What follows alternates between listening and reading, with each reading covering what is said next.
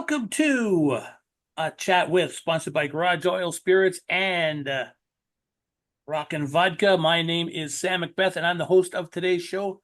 And today I have a very special guest, someone who is near and dear to my heart. He's a good friend. He's practically family. He is the one guy who got me to join the fan club for the Toronto Maple Leafs, even though I wasn't a fan of the Toronto Maple Leafs, just so I could skate on Maple Leaf Gardens ice. It was a great day. It was a great time. He's a great man. He is the author of, now I'm going to probably get this wrong, but I'm going to say 20 books. This is number 21. Hard to believe. And I want to thank you for being on the show. And my guest, Kevin Shea. Kevin, how you Thanks. doing, buddy? I'm doing real well, Sam. How are you? Hey, first of all, great to see you. And secondly, great to be on the show as well. Thanks so much. Oh, it is my pleasure. Now, the last time you were on, we didn't talk anything hockey or anything. We talked about your rock and roll days when you were working for the record labels and radio and that sort of thing. Yeah. And there was a lot of great stories. Now, today we have a very cool story, but it's for a different reason. Now, would it be fair to say with your first 20 books that they came from your love of hockey and your love of some of the characters and the great athletes that were involved in the game and some of the great stories involved in the game? Would that be fair to say? Oh, they're exactly what they were. Some were autobiographies of players that I wrote. Others were ones that I worked on as well. The Toronto Maple Leafs Centennial book was a colossal book with about the team's history, but they all were hockey based. Absolutely. Now, before we get into this book, one of the great things about you is with your love of hockey, you aren't just a fan of the game. You're a fan of everything around the game, the stats, the stories, the characters, the pageantry, everything about the game. And it's that love that has you doing what you do, working with the Hockey Hall of Fame. Tell us how did you get involved with the Hockey Hall of Fame and what do you do? Well, in fact, you had a small role that I don't even think you know, but I was working for a record company at the time, and we were looking to put together, we were trying to find a new revenue source. The company was doing well, but we were trying to find a new revenue source. And so we were compelled to put ideas into an idea box and see if they were accepted or not. And the best one would get $500 and the gold record of their choice. So, okay, great. So I put in a couple of them, but one that I put in was music that you would hear at a hockey rink. And I explained it as such that it would be 50 Mission Cap by the Tragically Hip and the Final Countdown by Europe and Big League by Tom Cochrane, et cetera, et cetera. Things that you would either about hockey or that you would hear at a hockey rink.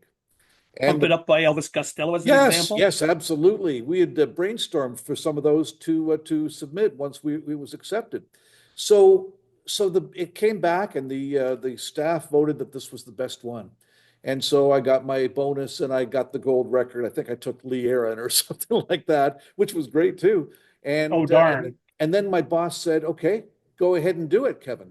Well, I'd never licensed songs in my life before, but I called a couple people and they told me what to do and who to talk to. And we put the first one together. We decided it was going to be called Contact because there's so many different meanings for contact, including a body check, including contacting different people for this, et cetera, et cetera. And so we put it out, and the Hockey Hall of Fame agreed to get involved so we could use their logo on the front. And in return, we would give a dollar for every sale to the Hockey Hall of Fame. So when the first one came out, it sold over 100,000 copies. So there's $100,000 for the Hockey Hall of Fame. As a result, it would have been over $1 million for Addict Records, and it spawned so many others. So we ended up having Contact, Contact the second period, Contact the third period, Contact overtime, uh, Contact the All-Star game, Contact the penalty box set. Yep, So it penalty was box set. right. So it turned out to be a quite a very good solid revenue source for us.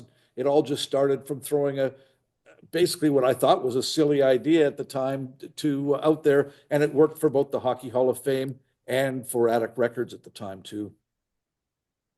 So sorry, you asked me a question and I didn't quite answer it. So by going into the Hockey Hall of Fame to license a photo to put on the front cover, I had to go into the archive and I met a gentleman named Phil Pritchard, another one named Craig Campbell. The irony is that they're both my bosses now, or my supervisors, or whatever you want to say it. But anyway, back then I was asking them if they could come up with good body check photos to put on the front cover of this particular CD. And so we went through, we got to know each other. I told them of my love of the game and identified some photos that they had sitting there, and they couldn't believe it because they were some of the ones that had not been identified before. But I know the Leafs of the 40s, for example, pretty well. So anyway, it all worked out, and they asked me if I would ever want to volunteer. I volunteered while I was working at the record company. And then one day, Phil Pritchard, he's the keeper of the cup, the guy with the white gloves. Anyway, Phil called me up and said, look, I know you got a heavy duty job, but I would be remiss if I didn't ask. And he said, we've got a contract position here. It's for a year, and it's a pretty good contract to come and work on the photos in our archive. And I know you're busy and whatever, but I just thought I better ask. I said, Phil, your timing is impeccable. The company went bankrupt last week. I'll see you on Monday morning. And we went from there. So it's just being in the right place at the right time with the right network, Sam. And that's what life is all about in so many ways. So basically, in a nutshell, what you're doing is you are taking care of the history of the game, protecting the history, Yeah. and the players which we're going to get to one right now, who may not be remembered by this generation, gives them an Right. opportunity to see some of the people who brought us to this generation. We Yeah. have Sidney Crosby, we have Alex Ovechkin, we had Wayne Gretzky, we had you know uh, Yermy Gordie Howe Yager, and, Gordie sure, Howe, and Bobby sure. Orr, and Phil Esposito, etc. But we didn't have them without some of the players from the 40s Well, you're absolutely who right. And inspired the next yeah, generation and inspired the next generation and so on. And it's with that in mind that I feel, I may be wrong, and I will ask you this, which probably helped you to get the premise for this book, your love of the generational aspect of the game. Because I don't know if you knew of this player beforehand, but story all begins with your father passing away. right. And when he passed away, as fathers want to do, and I'm doing the same thing for my kids. I've got my old softball jerseys and a couple of the hockey jerseys where I've been honored to be bestowed my number and name on the back of a jersey. I have a Canada jersey from our good buddy Kerry Goulet, Ah, and nice. Germany, and a game from his German event that he did. I have a jersey from that as well with my name on it and my number. And and for you, your dad left you, among other things, a box of newspaper clippings with photos of Toronto Maple Leaf players. Now, among these players, there was one player in particular. Who was that player, and why did it resonate so much with you? Yeah, thanks. Yeah, exactly. Dad died in 1991. And I found this box, opened it up, and just newspaper clippings of photos of guys who had played with the Leafs at that time. And there was one player that was prominent among all the others. And I thought I knew the team really well back then and the game really well back then, but this name was a guy named Jack McLean. And I didn't know the name. I didn't recognize it. There were Babe Pratt and Turk Broda and Sil Apps and all names that people might know because they're in the Hockey Hall of Fame or because they come up in hockey history, but I didn't know this name. And I really wondered why this player was Dad's favorite. He wasn't one of the stars of the team, but I wanted to find out why. And so I started on a path that became obsessive.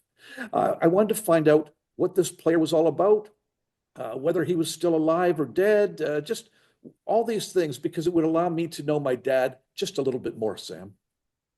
Now, Jack McLean was a player that I unfortunately haven't heard of, and thanks to you with the notes that you sent me for this interview, I've learned a little bit about him. He played from 42-43 until 44-45 during the Second World War. Yeah. And he played while getting his engineering degree at the University of Toronto. And because of school, it made him a unique professional player in a sense. What was that? What made him different from other pro hockey players of that time? Well, so you can only imagine that it was every little boy's dream to one day play with the Toronto Maple Leafs. They were on Hockey Night in Canada every Saturday night, and that was for everybody. So it was everybody's dream to play with the Maple Leafs, but not his. On his mother's deathbed, she made him promise that one day he would be an engineer. He was a very smart boy, did really well in math and those sorts of things, and so that was the promise that he made to his mother when he was just 10 years old and he lost his mom to stomach cancer. So anyway, so he got the opportunity to attend the University of Toronto to get his engineering degree. So during that time, he was also a very, very good athlete. And he had moved up through the ranks from junior, and then he gets signed by the Toronto Maple Leafs. Well, was it the thrill of his life, as I supposed it would be? He said, well, I loved it, Kevin, but what it did was it gave me the money to be able to attend the University of Toronto. So what was especially unique was at the time, he was not allowed to cross the border. And that was because the Canadian government during the Second World War did not allow students, university students, to cross the border at that time.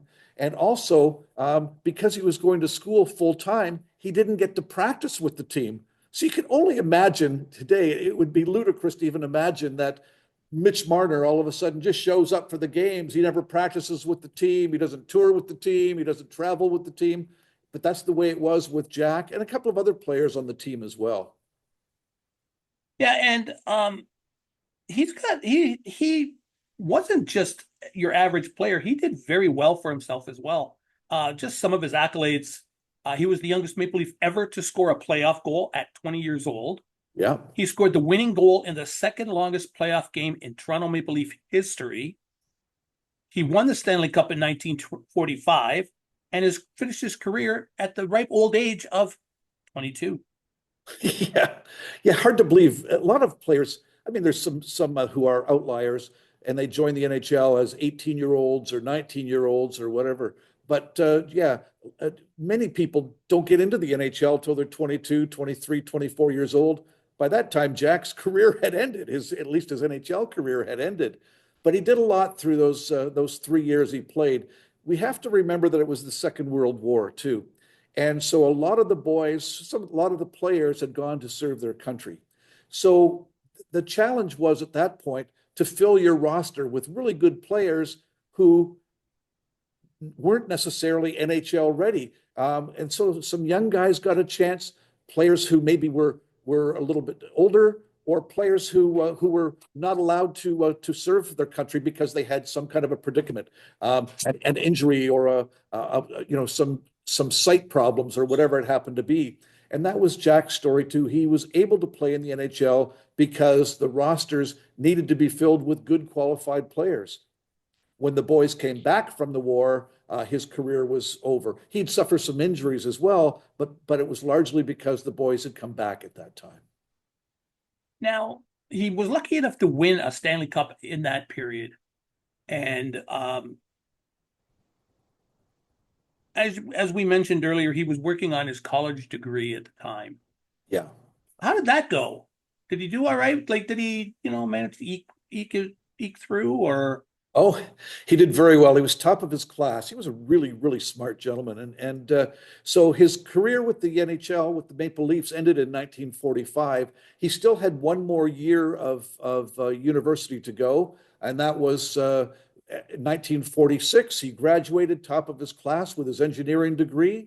He was still playing hockey at a competitive level, although it was at the senior hockey level at that point, and which was just a step below the NHL. So there were a lot of former NHL players and future NHL players on the teams that were competing at that time, but they just, at that time there were only 6 National Hockey League teams, and and maybe there were 14 or 15 players per team. So it was pretty elite to be able to play in the National Hockey League. But he got a chance in 1946 while he was getting his final year of university to play with a team called the Toronto Staffords.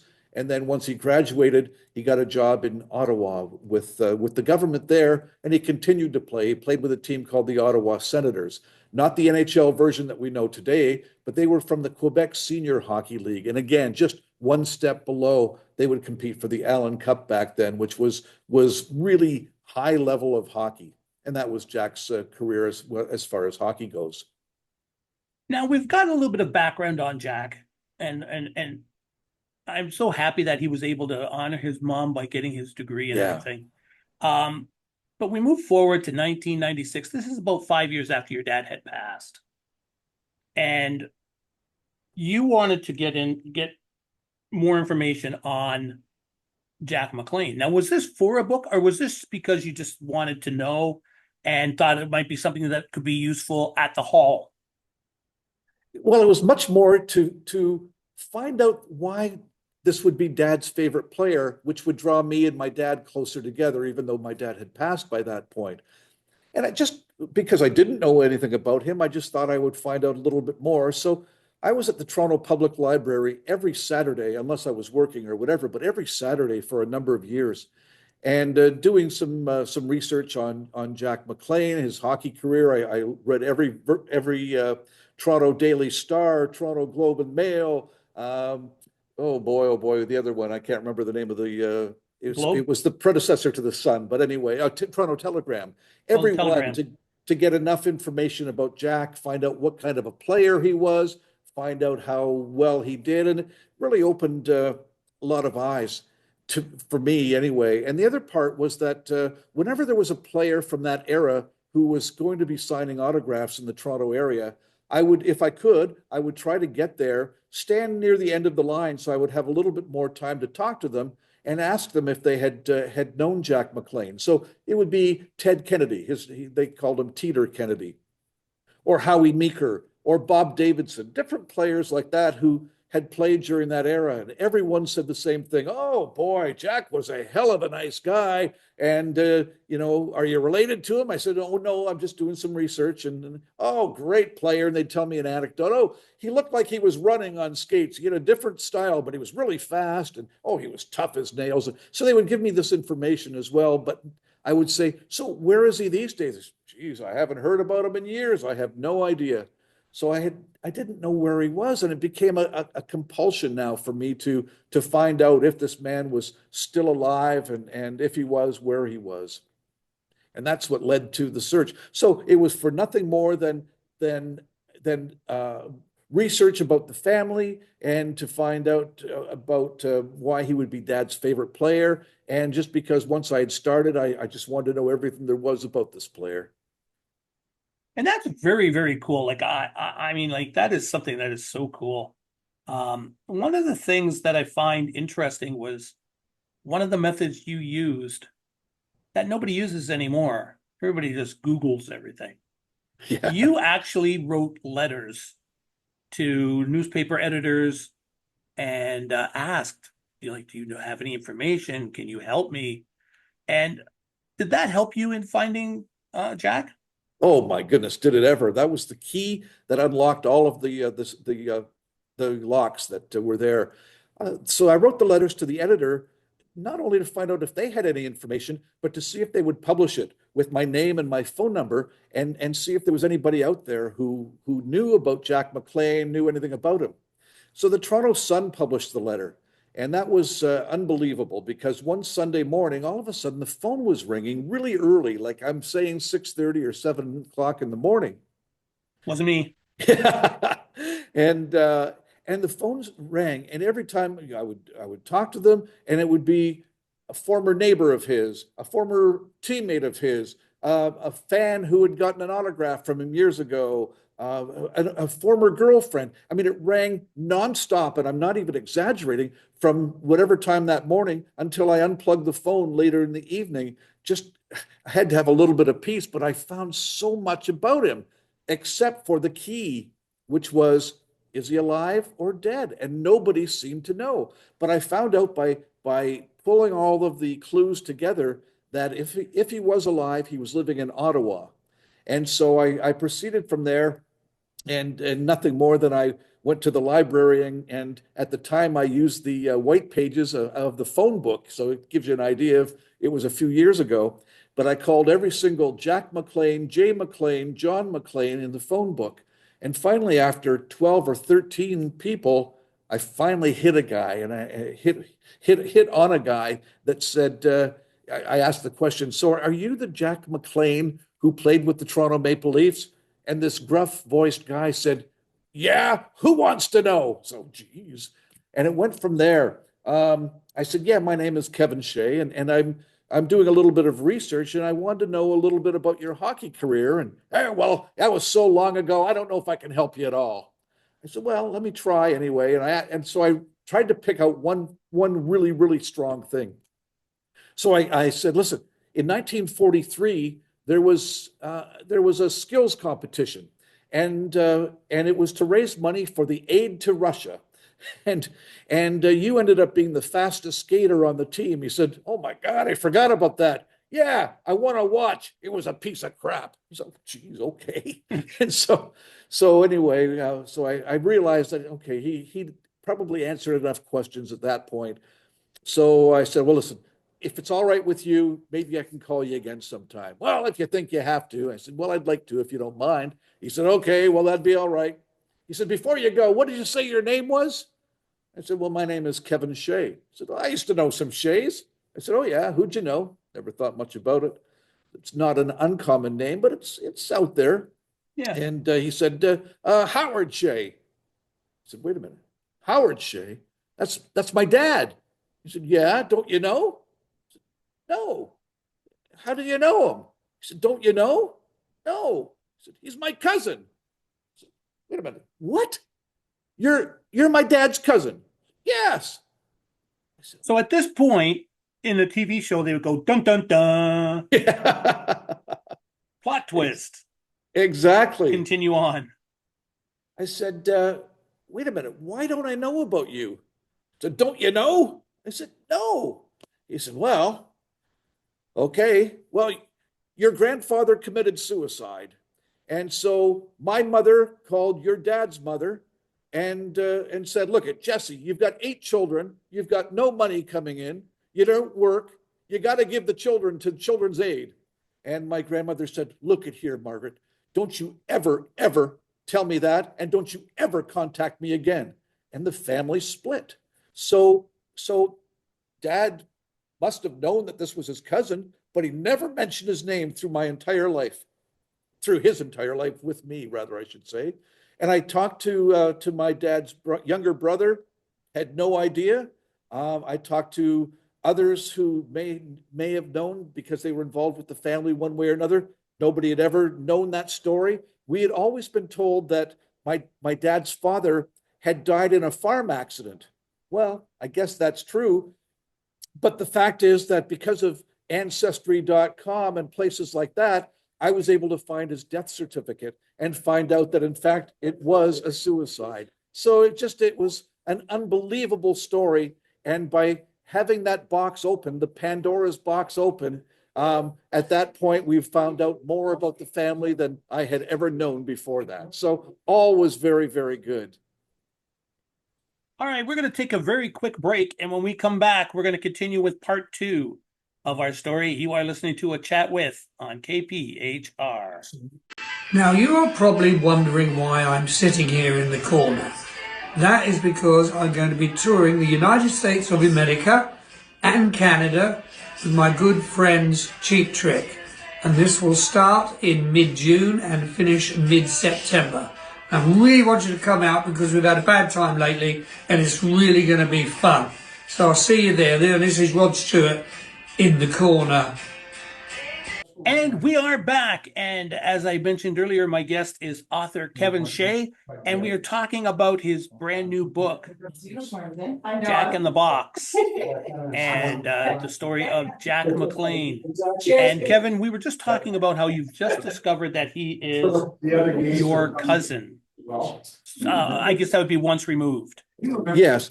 And that's the thing. I had to do a little homework to find out that I thought for a long time I called him my uncle. I didn't know any better because he was quite a bit older than me. But it turns out I'm his. He's my first he's my cousin one time removed, whatever the heck that means, Sam. So anyway, That and 50 cents will get you 50 cents. exactly. He's family. That's all that matters. Yep, exactly. So as we get going, we've now discovered that you have found him, and you have started to talk to him. But at first he was a little frosty. He wasn't overly thrilled with talking about it. But I'm sure that you were able to wear him down. Would that be true? And how did your relationship build with him? Yeah, that's exactly true. Well, there were a couple of reasons. First of all, he'd been out of hockey since 1945, or at least out of the NHL since 1945. So it was an awfully long time before. His memories weren't quite as sharp, but once I prompted him, that was actually quite good. But the other part was that he resented the Toronto Maple Leafs, who had really released him after 1945 when the boys came back from the war. So he was frosty towards the Maple Leafs as well. And he didn't know what I wanted. He didn't know whether I wanted money from him, whether I wanted his souvenirs, his artifacts, or whatever it happened to be. When he found out that really I was, first of all, related to him, and secondly, was just a nice guy who wanted nothing more than information, then he grew warmer and warmer with every conversation.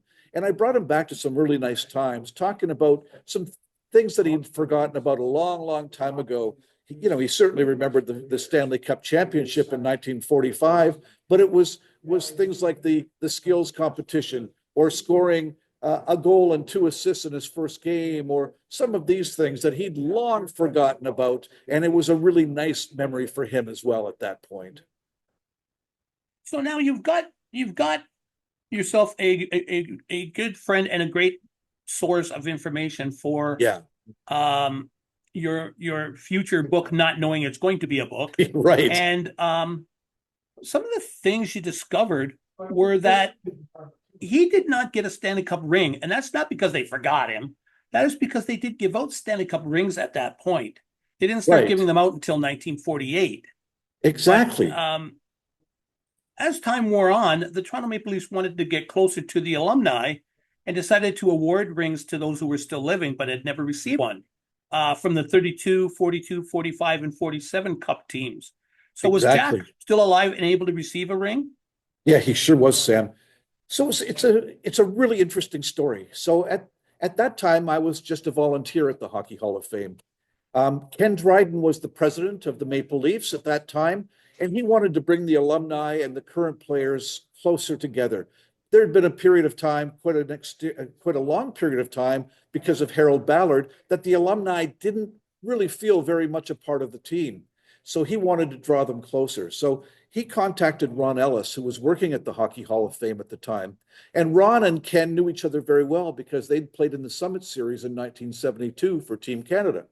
So Ken Dryden said to Ron, "Hey, listen, you're over there at the Hall of Fame. Maybe you can help us here. Can you find out when the Leafs started to present rings to their Stanley Cup champions? And can you also find out, you know, who wouldn't have received rings who was still with us at that time?" So Ron turned to me and said, "Well, you're the Toronto Maple Leaf hockey historian. Kevin, can you take care of this?" Well, it was my honor to do so. So I found out that 1948 was the year, and there was a volunteer at the Hockey Hall of Fame named Ann Klisenich. And why that's important is because she's the sister of Bill Barilko, who died in that tragic plane accident in 1951. So she had his 1948 Stanley Cup ring at that time. He had played on the team in 47 as well, but she was one of the people who confirmed for me that they didn't do rings that year. So that was the start of that. And I did the research and found the players from those various years that you mentioned who were still alive. So Red Horner in 1932, Gay Stewart 1942, et cetera, et cetera. And one of the names on the list was Jack McLean. Well, Ken Dryden looked at the list and said, "Well, this is great, but who's this Jack McLean guy?"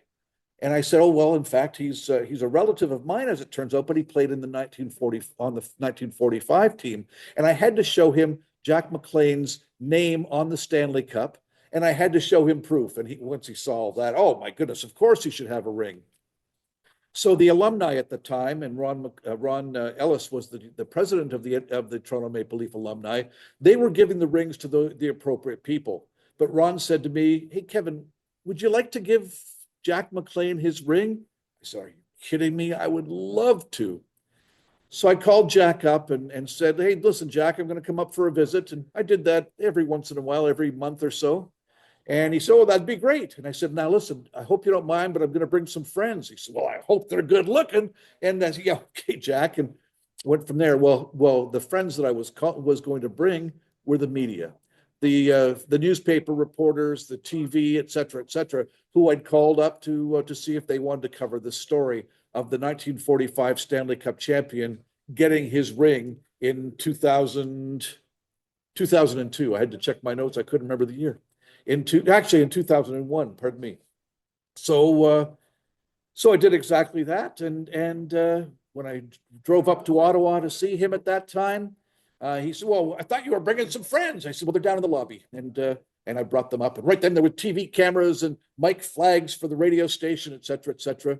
And I was able to present Jack with his ring. And here's this very stoic man, very, removed from hockey for a number of years, the tears streaming down his cheeks.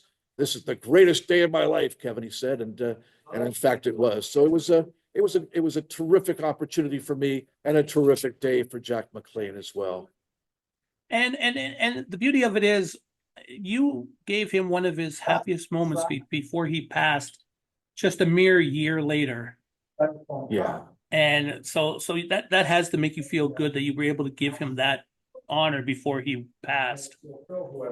He was so pleased to get the ring. We took him out to the Keg.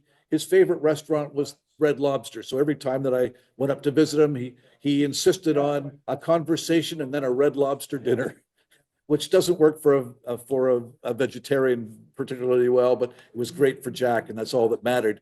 So yeah, he wore the ring very proudly. It's funny, he said it changed things for him. First of all, people knew he was still alive, so he started to get fan mail. People would look him Nice. up in Ottawa as well, and he said, "Kevin, I haven't signed an autograph or very few autographs since 1945, and all of a sudden I'm getting 5 or 6 every week." So he was thrilled, and he was kind of a loner. By this point, he was living in a retirement home, and he was kind of a loner there because he didn't like the small talk that the people were talking about at that time. Well, all of a sudden, the ladies all wanted to sit at the table with Jack, and oh my goodness, why didn't you have a ring before? Well, they didn't give them out, and now I've got one, and oh my goodness, Jack, it's really nice to see you. Can we sit with you again at the next meal too? And so he was really thrilled. It was so great. But as you said, he only had it for about a year. And, he would call me fairly regularly. And I was calling him much more. But towards the end, he was calling me quite regularly. And "Hey, listen, Kevin, when are you coming up again? I mean, I miss you." And I said, "Well, Jack, I'll be there before the snow flies." And he said, "Okay, can you make it any sooner?" I said, "Well, I can't, but I'll come up sometime in October." And so I finally got a chance to do that. And October 19th, I think it was, I went up there only because Jack had passed away earlier in the week, and I went there to do his eulogy.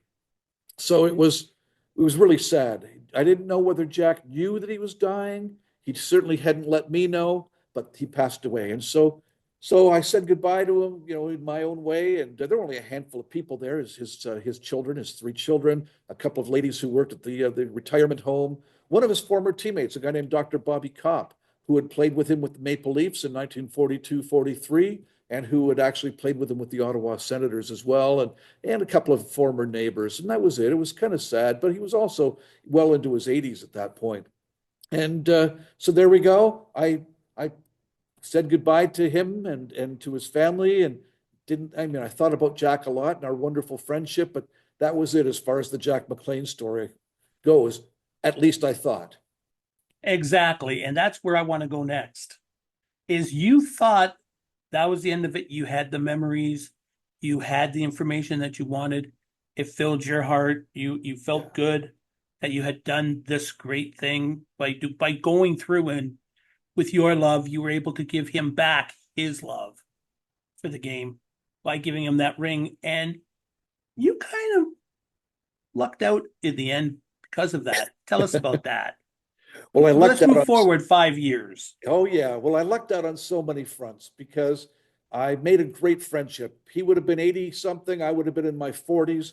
So there was a 40-year difference between the two of us, but I found a great friend, like a really great friend. Sometimes we only get a few of those in our lifetime, and he was certainly one of them. So I found that. I found out so much about my family that I didn't know and wouldn't have known if I hadn't found him. I found out an awful lot about the Toronto Maple Leafs during the Second World War as well. But then 5 years later, as you said, was something extra special. I got a parcel in the by courier actually, and my wife called me up and said, "Hey, Kevin, you got something here?" I said, "That wasn't unusual." I said, "Okay, great. I'll get it when I get home." Okay, and I saw the package there and looked at the return address. Didn't mean anything to me, and so we went and had our dinner, and I think we watched Jeopardy that night. And I thought, "Oh, I got something I forgot. I got to open that gift and or at least that parcel." And I opened it up, and oh my God, what a gift it was!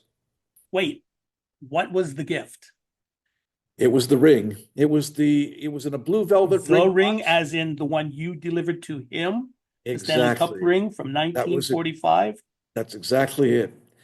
It was the ring, and I couldn't believe my eyes. And with it, there was a note, and it said, I'll have to paraphrase it. I don't have it in front of me, or at least I don't have the text in front of me, but it said something along the lines of, to Kevin, no one made the last years of my father's life, our father's life, happier than you.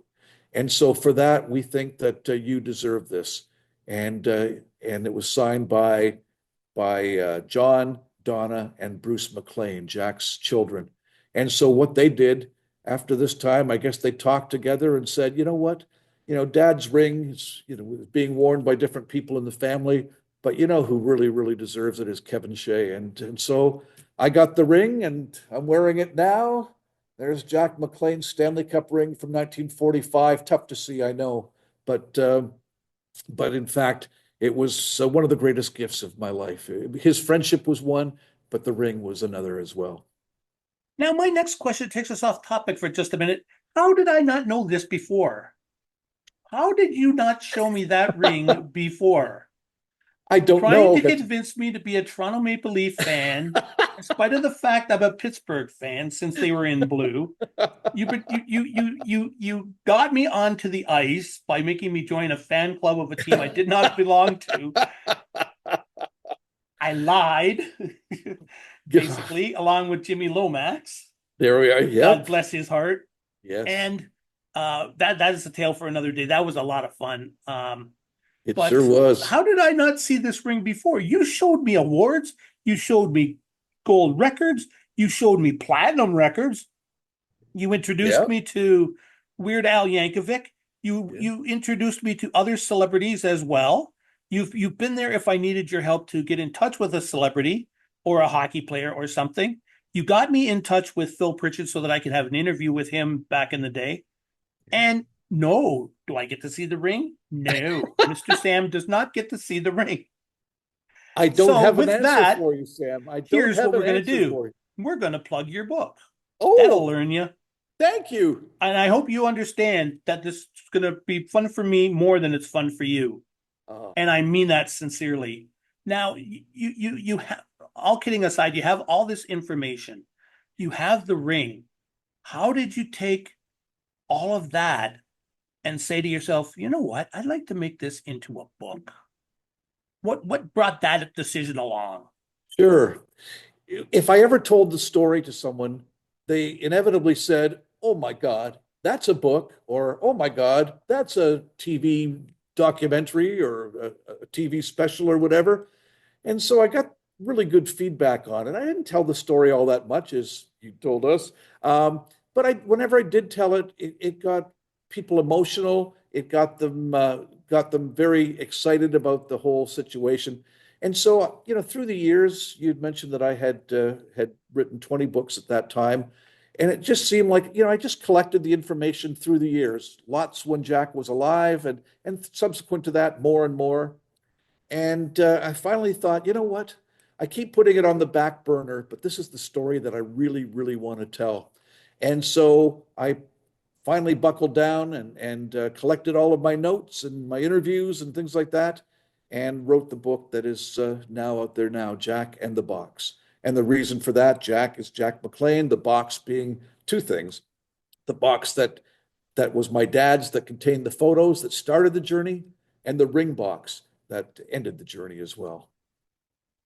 Now, this book, was it easier to write than some of the others? Because you didn't go out to write the book, you went out to seek information. So by the time it came down to you writing the book, you had the information. So was it a lot easier to put the book together? Well, it was such a passion project because it was so close to me. It was my family, it was a friend, it was what I perceived to be a really good story as well. But I had so much, so much information through the years and had talked to so many people, and I had all of those phone calls that I had all of those phone calls that I had from when Jack was when I was trying to find Jack in the first place. So it was just trying to put them all together in some semblance of order, and that was the challenge that I had at the time. So it took some time, but because it was such a close passion of mine, it was a wonderful project to do. And now I understand that you are self-publishing the book. That is very cool because that way it is your project from beginning to end. Did you do the editing as well? I hired an editor. I hired an editor. I hired a designer. Um, what else did I do here? Um, just part of it, I'll be very candid, was I pitched the book to a few publishers, and they didn't bite. These are publishers that I had already had a relationship with, and they didn't bite. They said, well, it's too old. It's really hard to tell that story in a sound bite that's one paragraph or in 30 seconds, as you can tell from our conversation today, trying to sell the story. And so that was the challenge that I had. And so I decided, you know what? I'm going to do it on my own because that way I've got total control of the editorial. I can put whatever pictures I want in it, whatever. And so that's the way I went. I can put it out on my own timeline. And so there was all kinds of situations that way that led to doing it on my own. And it was a wonderful decision ultimately as well. Now, have you gotten any feedback from the book? Because I know it's out, and we'll talk about how to get the book in a few minutes. But Oh, are you getting some feedback for the book? yeah, I really, really am. And it's wonderful feedback. It's a situation where I'm just selling it, I guess, in a handful of places and on my website.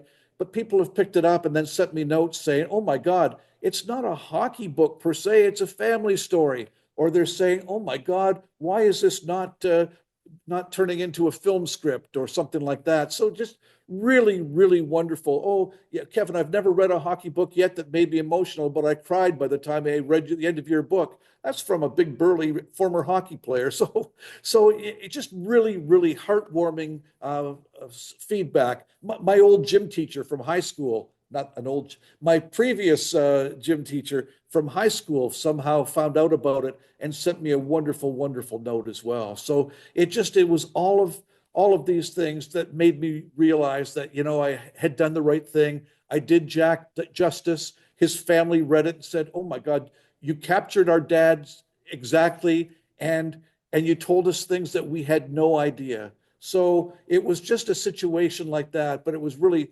heartwarming to feel at that time as well.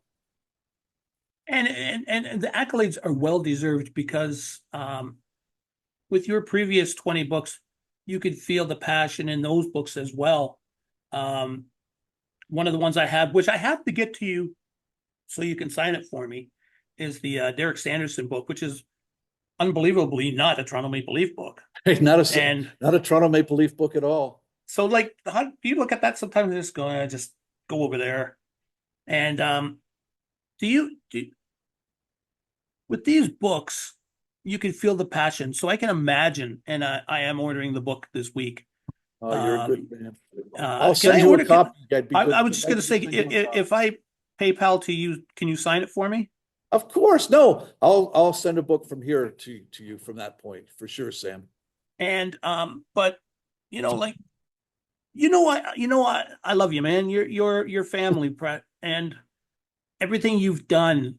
You've done so much for me. Um, you took a starving wedding or a mitzvah DJ, and you helped stock him with records and really cool promos and things of that nature. You took me in as a friend, not asking anything of me, not asking anything of me other than friendship, and I've been honored to give it to you. We've gone to hockey games together. I've gone to hockey games where I've sat by myself just so we can meet up in the lobby in between periods, standing out front of the box office all day long just so I could get the tickets as they're released during the day. That's my secret, by the way, on how I got my tickets. I didn't know that till this moment. Yeah, Jeez. no. What I would do is I would come in the morning, go across the road. Remember the Golden Griddle across the road? Of course. Have some breakfast, and Yeah. then I would go over and stand in the lobby, and there'd be about 20 or 30 of us. And Oh, every so man. often, tickets would be released over the course of the day. And I then, of had course, it's like a Taylor Swift concert. There's a lineup. So as the tickets are released, the people in the line get to go and get their tickets. And love then it. 100%, I never ever failed. I was able to get tickets, same side, same corner as you had in the Yeah. Grays, Yeah. and we would be able to meet up after games. And of course, I brought Billy Porter a couple times, and Yeah. through those games, I got to meet Tarzan Dan, who has become a very big influence and a friend to me. He's a But great he's a very guy. big influence in the morning show DJ that I am now. Yeah. And I'm so glad that he's feeling better. So I want to send a shout out to him. Yeah. He hit as we're taping this today, he hit the airwaves after a bout of illness that he had to fight. And he fought Yes. the good fight, and he's good to be back. And now I have some more bits I can steal from him. But I'm so honored, and to me, the success you're having with these books that you've had out is all part and parcel to the man that you are, because you put your heart and soul into whatever you're doing, whether it's music, hockey, just hanging out, whatever it is. Your true, genuine self is all we ever see, and that is a Well, cool thing. And I remember a few years back, you won an award, and you were the most surprised person on the planet. Yeah, I believe you were working at Attic, and it was a radio award, um, radio promoter award of some sort. oh, yeah, yeah, yeah. Do you remember the one I mean? Well, I You won were promotion some promotion from Canadian Promo Rep of the Year or something Yeah, like yeah, that. yeah. You know, um, but that accolade shows it as well, and the way the artists think of you. I've talked to a lot of artists who, even if they haven't dealt with you, know of you. And they say, like, I've heard great things about Kevin Shea. Tim Oh, that's Burgess, nice a to friend of hear. yours and, Yeah. and a new friend of mine, he loves talking about you. He thinks you're a great guy, and he's right.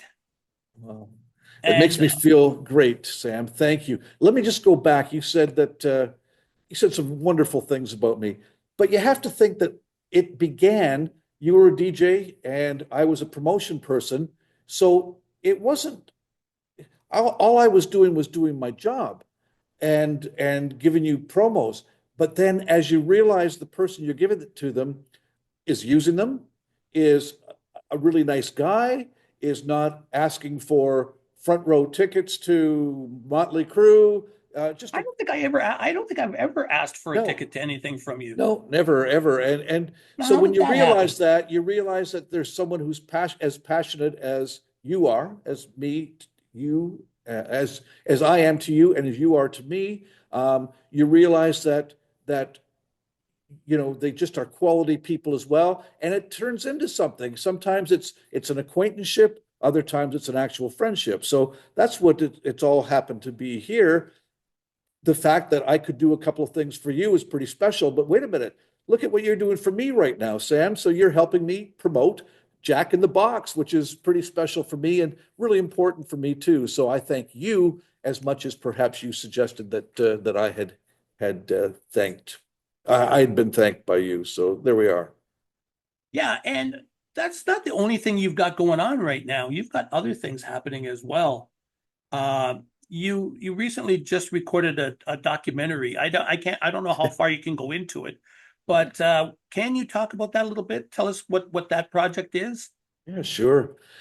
Well, it's such a flattering thing, but the National Hockey League contacted me as well as three other people, and said that we would like you to participate in a documentary about trophies, about the NHL trophies, and so it's called NHL Trophy Case. We had done one last year, and with three of the trophies, we did six more trophies over this past weekend as well, and they'll the first so part two of this series will run during the playoffs next June, and then I'm not sure when the third part of it will happen. But it's just so flattering to be involved, to talk about the history of the awards, to talk about the importance of the awards, stories about those who have won the awards. So, for example, the Hart Trophy is the most valuable player, and who is Hart, and why is this an important trophy? Well, it's for the most valuable player to the team and some of the people who've won it. Well, some of the greatest players ever to play the game, those who are in the Hockey Hall of Fame, those who will someday be in the Hockey Hall of Fame. So it's that kind of thing that was just very, very flattering. They could have picked people from any number of walks of life and had great things, but for them to ask me was very, very special. So that's what I did this past weekend, and off we go. So I want to thank you for taking some time for me. It's been an honor, as you know, but it's really just fun to get together with you. And I'm sure we could go all afternoon chatting away, but unfortunately, we don't have cappuccinos in front of us from just desserts. And we'll have to catch up on, we'll have to get one very, very soon. That would be We'll have to fun. catch up. And I want to thank you. But before we go, could you please tell me, how do you get the book? Okay. Well, thank you. So, I mean, if somebody wanted to contact me directly, my website is Kevin Shea Hockey, and Shea is spelled Shea. So, kevinsheahockey.com, and I can take care of you that way. Or if you go to amazon.com or amazon.ca, that will work as well. Or as far as stores go, you can go to Frozen Pond in Woodbridge, York University's library, or sorry, York University's bookstore, rather, pardon me. There's a place called Doug Laurie Sports up in Barrie. The Hockey Hall of Fame carries it. There's a place down near my hometown of Windsor, a place called the River Bookshop in Amherstburg, Ontario, as well. So it's available at a number of different places, but I'd be happy to be connected with people. And if they want to know more, great. Or if they want to know, wait a minute, you gave me all those, but it was way too fast. Tell me how I can get it. I'd be happy to do that as well. So through the website is probably the best way to connect with me, whether they want the book or not. And with that, I want to thank you very much. But before we go, I have one last question. Nothing tragic, Uh-oh. nothing hard, Uh-oh. but I just want to know what's next for Kevin Shea. Oh, geez. Well, there's no book plans at this very moment, but I'm always doing research. I'm always working on different things just because I enjoy it so much. So whether they're magazine articles or podcasts or things for the Society for International Hockey Research, which is an organization I belong to, I'm not sure. My full-time job is at the Hockey Hall of Fame. I oversee the editorial and education programs here, but we all do many, many different things and go from there. And I just try to be a good friend, a good partner, a good guy, and that's the important thing right now. And you had an opportunity last week to go to the NHL Hall of Fame induction weekend. Did you get a chance to work the bench this year for the game? I did. It's so silly, but it's so fun too. On Sunday, there's something called the Legends Classic game, and it's some of the alumni from our from I wouldn't say from our childhoods, but from the last 20 or 30 years. Although there was one gentleman, a guy named Terry Harper, Yeah, it 84 wasn't he years old. 84. Yes, it was fantastic. I was He'd contacted a friend of mine and said, "Hey, I'm going to be up here at an autograph session. Hey, I wonder if there's any chance I could play in that game that the Hall of Fame does." So they contacted me and said, "What do you think?" And I have to admit that I didn't think that the Hall of Fame would bite, but when I told them the story and told them that he had won 5 Stanley Cup championships, they said, "Oh my God, this is a great story." So 84-year-old Terry Harper played in the game. The next oldest guy was Mike Gartner, who was 56 at the time, I think, or something like that. So, but lots of players that we would know from our watching TV or listening to the radio or online or whatever it happens to be. And it just was a really fun thing. So there I was with a contest winner behind the bench of one of the teams and going in the dressing room and introducing some people to some of the players. We just had the time of our lives. It was a wonderful afternoon. Yeah, generally I go to the game every year, but unfortunately wasn't able to make it this year. So, and it sucks. Roenick was there, and he did a little dance number for us, and I missed it, but I got to see Jeremy, it on YouTube. oh, first of all, what a great guy. So, having said that, so he not belongs to, sorry. I've invited him to an event that we've known about before called Road Hockey to Conquer Cancer. And he's come to support us on 3 or 4 different occasions. So I knew him a little bit from that already. Now, Jeremy Roenick is a really interesting guy, an outstanding hockey player. He's candid, he's funny, he's entertaining, he's off the wall. Sometimes he says things that get him in trouble. So you never know what you're going to get. He couldn't have been nicer. He couldn't have been better. And when he made his speech at the Monday night induction gala, it was so moving, so poignant. He was funny. He was candid. He opened his life, and he left us all with something to think about. As good as Excuse me, got me all choked up here. As good a speech as I've ever seen made at the Hockey Hall of Fame. And with that, I want to thank you for taking some time for me. And I want to throw a little hint out there before I go. White shirt, blue stripes, Tim Hortons on the front should be put out in the hall so people can see it. Thank you so much, Sam. I've enjoyed this Uh, immeasurably, and you take care of I yourself. can't even get the exit out. With that,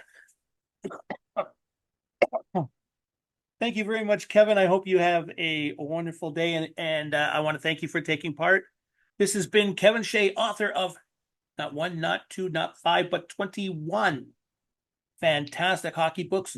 Check out his website. Get yourself the collection while you can. And be sure and get Jack and the Box available right now. You are listening to A Chat With, sponsored by Garage Oil Spirits and Rockin' Vodka. Take care. Be good. Bye-bye.